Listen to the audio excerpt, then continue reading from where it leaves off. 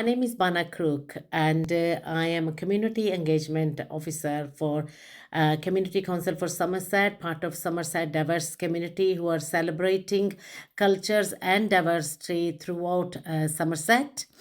And one of the things that the Somerset diverse community is organizing is and have been doing is some conversation clubs. Our conversations club are taking place in Taunton, Yeovil, Glastonbury, and Bridgwater. We have got a teacher, Bev, who is teaching in Taunton, and today we'll be talking. Our special guest is Nicola Haynes, who is teaching in Glastonbury, Yeovil, and Bridgwater. So Nicola will be sharing about conversation clubs and her success stories and about diversity, what happens in these conversation clubs. I will be asking Nicola some very special questions, and hopefully, it will give you insight and it will encourage the women from diverse communities to come and learn English and to come and make most of this totally free of charge opportunity. So, hopefully, this will be helpful. Please share this webinar with anybody who needs women and babies and toddler from diverse community who can make most of this opportunity. Thank you very much. And our special guest today is Nicola Haynes. And Nicola, thank you so much for your time this morning. And I'm going to, it's over to you. If you can please introduce yourself and how you started and how you got into these conversation clubs and teaching English. Thank you. Thank you, Bana. As you said, I'm Nicola Haynes, and I teach the Yeovil, Glastonbury, and Bridgwater conversation clubs. I started about 6 years ago when I worked for Bristol City Council, delivering conversation clubs in some quite deprived areas of Bristol. And then when the war in Ukraine came, there seemed to suddenly be some more local opportunities for me. So I started Glastonbury about a year and a half ago, and then followed by Yeovil and now Bridgwater. I've got a background in languages and a TEFL qualification, but I have only been teaching language for the last 6 years. Right. Wow. So who are your typical learners at Conversation Club? Well, I don't think there is a typical learner, Anna. I've got retired doctors, I've got single mothers, I've got quite a lot of housewives from different nationalities. So over the three conversation clubs, we cover most of the continents. So I've got learners from South America, from Africa, Turkey, and Kurdistan. And occasionally we get Europeans in as well. Obviously some Ukrainians and a couple of Polish. So there's a real mixture. So Nicola, is there any, what level do they need to come to the conversation club? Because this is the question so many women have asked me, oh, but my English is so poor. Oh, I cannot. So what do you know? Because audience need to know that there is no level, but please explain. No, exactly. We've got every level. We've got many people who have only a few words of English who may have just arrived in the country, and we've got people who've been here a long time but have perhaps not prioritized English while their children were growing up, so only now coming slightly late to the party. So in a group, we would typically have some new beginners and some more advanced speakers. And that works quite well because they're able to help each other. And sometimes someone who felt felt they had a low level of English might find that helping someone with a worse level of English is actually quite empowering, and they quite like that. I'm lucky enough to have volunteers who work with me in every location. So if somebody does need some extra support, I can normally pair them up with a volunteer. And the way we work, we don't use much in the way of written material, because I've got some learners who also have never been to school, so literacy is a problem. They can't take notes, and I don't want to draw attention to that, obviously. So I use a lot of pictures all the time. I'm constantly printing out pictures at home. Yes, and those are my key methods for dealing with the wide range. So, like you said, you use pictures and to help them. So, what other activities or materials do you need or use to attract the students? What do you do? Well, I try and use a variety because some people obviously respond better to some things than others. For Mm-hmm. example, an older Ukrainian student might have grown up in a more Soviet, what we would call a Victorian schoolroom. Yes. So they quite like to do a lot of repetition. But those who have been in the UK for a while and struggle perhaps in some scenarios, such as at the doctor's or at parents' evening, they like to do some role play. So we do quite a lot of role play. I do a lot of games because I like games. So Mm-hmm. but quite a lot of the things we do revolve around food because we normally stop for a coffee and a cake in the middle, and quite often that can be just as valid a part of the conversation club as the more formal setting. But I normally try and do a theme. So perhaps for example, parents' evening is quite a good one when it's coming up in the school calendar. But equally, we do some craft activities, which is more accessible for the less academic learners, perhaps, or those who've had less education. So we've done Somerset willow weaving, origami, lino cut. We recently did some watercolors of ingredients for all of their recipes from their country, which I put together into a sort of mini cookbook. Um, and what else have we done? We go on walks, we do quizzes. Um, yeah, that's a Actually, summary. you have actually answered lots of my next questions that I was going to ask, which is fantastic because I was going to ask you, do you invite visitors, in your class?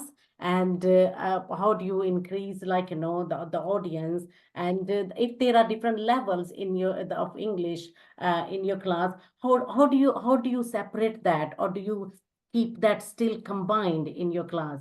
How do you handle that? Um, Sorry, I don't quite understand the Yeah. question. No, I mean the different like you said that some are very beginner and some are you have got that actually they can hold conversation. So do you how do you meet the need in a class? Okay.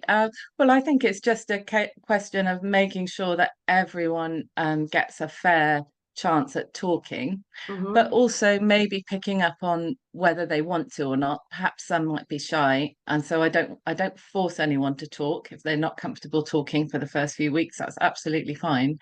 But it's also trying to control the people who talk too much. That's one of my jobs. So to let the quieter ones perhaps have a Get chance to speak. opportunity. Yeah, very, very good idea. So how do you include like different cultures? I know, do you do any cultural things in your, because obviously in your conversation clubs, you have a lot of diversity. What do you do? Well, I suppose naturally we do find out about quite a few of the religious events, particularly some of the Islamic festivals. And we benefit quite often after Eid from some of the food that comes in. So we're always quite happy when it's Eid. We have to Definitely. be a bit careful over Ramadan, for example. Like I wouldn't do anything too serious or demanding over Ramadan, especially I've learned towards the end of Ramadan, there's not much energy. We tend to do a craft activity that week. So very calming. Um, Yeah. but it's also a good opportunity to learn about each other's cultures. And I've learned a lot, particularly about Islam. But we've looked at wedding photos to talk about weddings. It's really interesting, the different ways people get married. And we've unfortunately had to talk about funerals as well. So it's been very interesting. Mm-hmm. That's why. So, what are the wider benefits of conversation clubs that you think the community can have or already had? Um, well, as you know, is partly about English. But while I would love to say that after a couple of weeks with me, all my learners speak fluent English, it's not the case. However, what I have noticed is that Mhm. they're a lot more confident. And people who really didn't speak outside their family tell me that yes, I was talking to a woman in the playground, or I was talking to a man at the swimming pool, and they're really happy with the way they feel a lot more confident and willing to engage with other people. So that's partly it. We've had some practical benefits. So two of my learners we took to meet the allotment association of their local allotments, and they Uh-huh. now have allotments. And sort of had to give information about how it works on allotment, how you have to be really nice to the old man next to you, because he will know everything and be Okay. able to tell you everything about the soil and have where to borrow things from. Yeah. I took a group swimming. Three of the women had never been swimming and really felt they were missing out from when they take their children swimming. That their husbands have to take them, and they always sit and wait. So they're really excited about being able to swim with their children in future. I think friendship is a really Yes. big thing, because if they're in a community, it might be quite a small community that they're in, which speaks their language in the UK. So Mhm. it's really good for them to meet new people. And we recently had one of my groups. We hosted a hen party for one of our learners who's getting married next month. Wow. Because she didn't have many friends in the UK. So Hmm. that was really good fun. So the women can support each other, and they're going through similar things. And also one of them might be able to help with signposting. So perhaps one of them might take her child to kickboxing, and then another one will want to know about kickboxing. And it's a very useful resource. And I'm quite good at Googling things for them if they have a need on the day. So they are making links with each other. So are the Mm. babies, so the toddlers, are they welcome in your conversation club? Yes, good point, Banner. Mhm. Yes, it's often the only setting for learning English where you can bring a child, and we love having the babies here. Fantastic. I try and get a cuddle occasionally, but yes, we know we can find them toys to play with, and they're more than welcome. Yeah. So, do you help them like getting jobs and like, writing CV, or if they are nervous about the interview, do you do role plays like that in your conversation Yeah. club? Exactly. So if someone comes to me with something that they're worried about, often I can turn it into a lesson. So, for example, we had someone who was going to take her driving theory test, and we ended up spending the whole lesson. She had the app on her phone, and we were able to go through it. There was some really useful vocabulary, and it led to lots of discussions about driving. Um, and that was, yeah, a really good way of using our time. And what else have we done? We've had I've actually lost one student because she was very good at art, but Mm-hmm. she hadn't been able to do an art degree because she got married. Um, and so we signposted her towards some art classes in where she lived. And she ended up leaving the conversation club because she didn't need to come anymore, because she was involved in all the art scene in Shepton Mallet. So that was a great success, although a loss for us. Yeah, exactly. But actually, that was my next question. Please share with us or with the audience, some success stories that, like, through the conversation club, that what difference they have made in the community and their lives and in their families. So that is one of them. So you lost it. Can you share Yes. any other can you share any other story? Yes. Hmm. So I have another woman who's been here 22 years, but still has very minimal English, but has decided to start again now, with focusing on herself. And we ended up, she's going to open a business, selling stuff from her home country. So we took the class to visit a potential premises the other day, Mhm. but it's just been an amazing. She's come along amazingly in terms of confidence. As I say, English still not brilliant, but willing to speak now, which is the main thing. And I think she will do very well once she starts up her business. That was a great success. So We also invite visitors from the community into our conversation clubs. We had a really fun session with a lady from the fire service talking to us about fire safety and trying to encourage the learners to have fire safety checks. A woman came from National Energy Action, for example, to talk about saving money on bills. And we've had somebody to talk to them about volunteering opportunities locally. That is absolutely amazing. Do you know, and I would like to share with the audience that I have attended and being part of, as a visitor to your classes, a couple of, and it was absolute joy, honestly, meeting the women from different communities, from Poland, from Ukraine, and from East Timor, and, it has, and Brazil, and, it's been absolutely joy.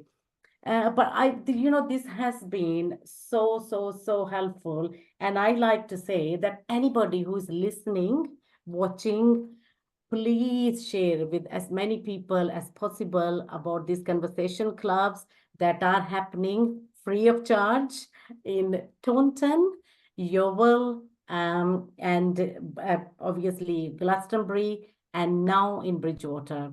And it's in Westfield, a church in Reformed Church in Bridgwater, that your class is from 10 o'clock to 12 o'clock. Is that correct, Nicola? Yes, that's right. Would like to say a huge thank you for your time this morning, and hopefully we will have a lot more students, and many people will share this link or listen to you and say what a fantastic job you are doing and how grateful we are that we have found you. Thank you Thank you so very much. much. No, thank you. Thank